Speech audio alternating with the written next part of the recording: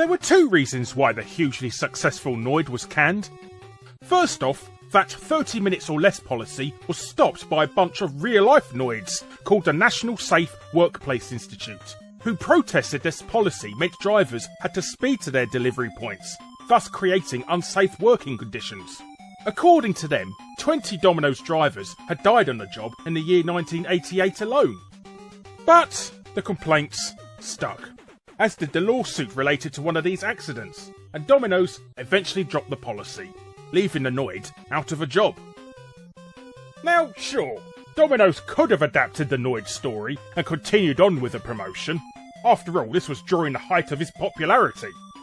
However, things were about to make a much darker turn for the bunny-eared, jumpsuited Italian rarebit despiser.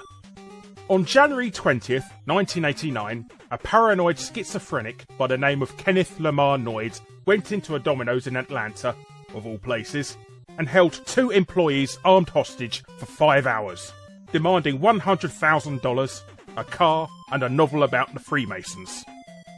Ultimately, the employees escaped and Kenneth was arrested, although not before firing his gun into the ceiling. So, why did he do this? Because, in Kenneth's mind, the Noid adverts were specifically making fun of him personally.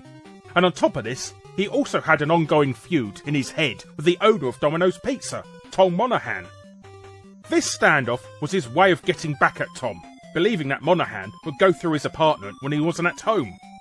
Mind you, apparently he did order and eat a pizza during the standoff, so such blood feuds are clearly meaningless when compared with a piping hot slab of bread and mozzarella that was undoubtedly delivered in much less than 30 minutes.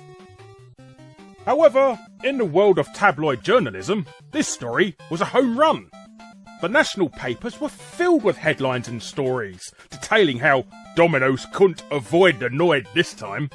So, in the face of this PR nightmare, Domino's had no choice but to drop the mascot completely, and he has barely been seen ever since. The charges against Kenneth Lamar Noid were ultimately dropped for reasons of insanity. However, Kenneth was never able to shake off the belief that Domino's were targeting him personally. In February of 1995, aged just 27, Kenneth committed suicide in his apartment. This all goes to show, I suppose, that no one should ever underestimate the power of advertising.